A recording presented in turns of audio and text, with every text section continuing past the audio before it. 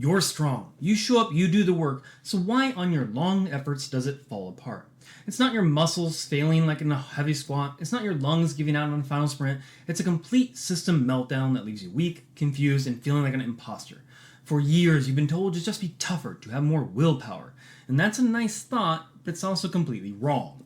What if the biggest thing holding you back isn't your mindset? What if it's a predictable, physiological failure? A failure that you can choose to either understand and prevent or continue to be a victim of. The choice, as always, is going to be yours.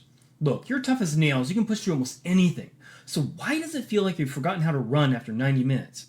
And again, that's not a failure of strength or willpower. It's an energy crisis. A predictable, physiological train wreck. Today we're going to walk through the wreckage so you can learn how to avoid it.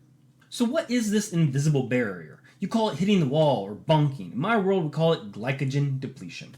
Think of your body as a hybrid vehicle and not a very well designed one half the time. It has two fuel tanks. The first one is a massive tanker trunk of slow burning diesel. That's your body fat. It's great for cruising, for low intensity activity. But when you need to put that pedal down to the metal, when you want to go fast, your body needs high octane jet fuel. That fuel is carbohydrate, stored as glycogen in your muscles and liver. But there's a design flaw. The jet fuel tank is laughably small. For most trained athletes, you're carrying 90 to 120 minutes of glycogen for any real sustained effort. After that, you're running on fumes. This is not theory, it is well-established physiological reality. When you hit that wall, it's not your muscles that have failed, it's your fuel logistics. Your engine is fine, but the gas tank is now empty. Your body's then forced to downshift back to that slow-burning diesel of fat. This is catastrophic performance stop for a lot of people. Your body cannot burn fat fast enough to maintain that same intensity, unless you've trained it, but that is a different story, different video. Choosing to ignore this choice is to fail. This moves you away from performance and directly toward that DNF you don't want to have. You haven't failed because you're weak, you failed because your fueling strategy was non-existent. Now, if you've ever truly bonked, you know it's some sort of special kind of hell. Whether it be 90 minutes, 120 minutes, mile 24 of that marathon, you can see that finish line and you're bonking on your ass. First, your legs turn to sand. It's not the sharp burn of a sprint, it's a deep, hollow weakness. Your brain is screaming at your lungs to move, but the signal seems to get lost in transit. That's your central nervous system working overtime just to get your muscles to fire. Then your brain suddenly checks out. You get dizzy, confused. Simple math becomes quantum physics. This isn't your being dramatic, it's your brain, which runs almost exclusively on glucose running out of fuel. But wait, there's more. Your core temperature starts rising. You start getting hyperthermia. As you get dehydrated, your ability to cool yourself plummets. Just being overheated can cut your performance in half. At the same time, your electrolyte balance goes haywire. The ions that control muscle contraction, your sodium, potassium, potassium, they're out of whack and the wiring starts to short circuit. It's a perfect storm. No fuel, overheating engine, faulty wiring. This is the misery of the bonk. It's frustrating because you know you're stronger than this, but you keep showing up to a gunfight with a knife. This direction, the one of poor preparation, only moves you toward this inevitable system failure. Now, if this sounds horribly familiar, again, whether you do it mile 10 or mile 40 of an ultra marathon, it doesn't matter. And you're ready to stop making the same mistakes, hit the subscribe button. We're about to cover the trade-offs you need to make to actually fix this. So how do we prevent this embarrassing, painful system failure?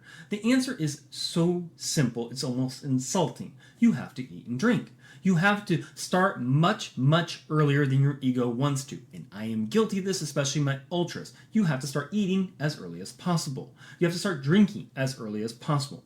The biggest mistake is waiting until you feel a dip in energy. At that point, you're already behind. Your gut is under stress and can't absorb nutrients efficiently at this point. The first rule of not being an idiot is to fuel before you need it. For any effort over 90 minutes, you should start fueling in the first 20 to 30 minutes. Yes, while you still feel like a superhero.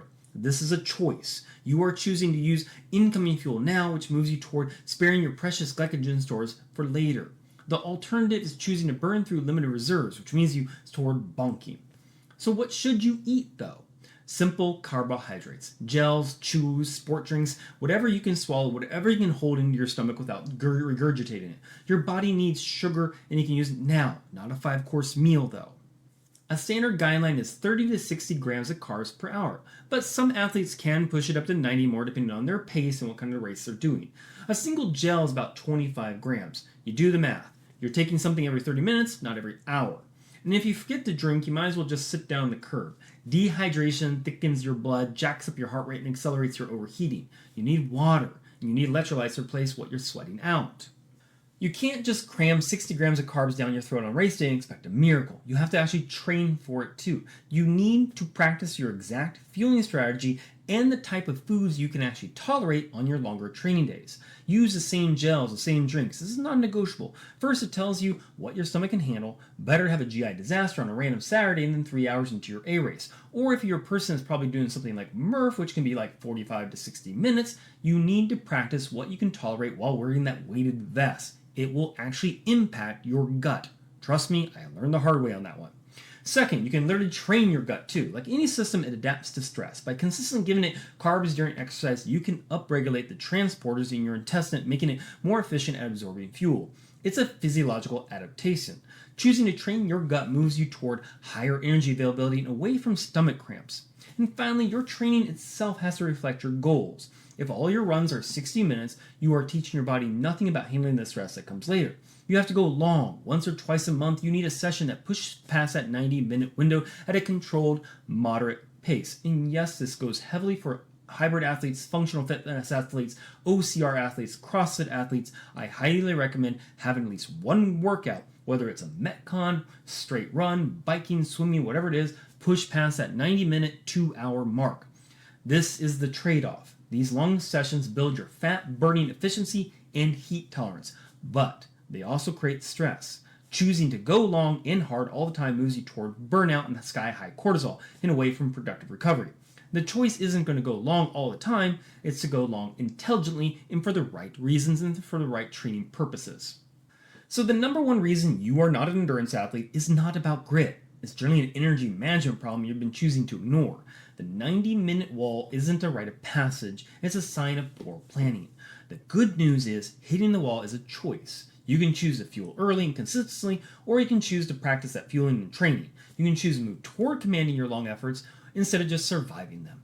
You have the strength, you have the work ethic, now you have the information. The direction you go from there is up to you. So what's the worst you've ever bunked? Drop your story in the comments. Misery loves company. And if this was useful, our next video is going to cover the 5 recovery mistakes that are probably undoing all your hard work. Thank you for watching.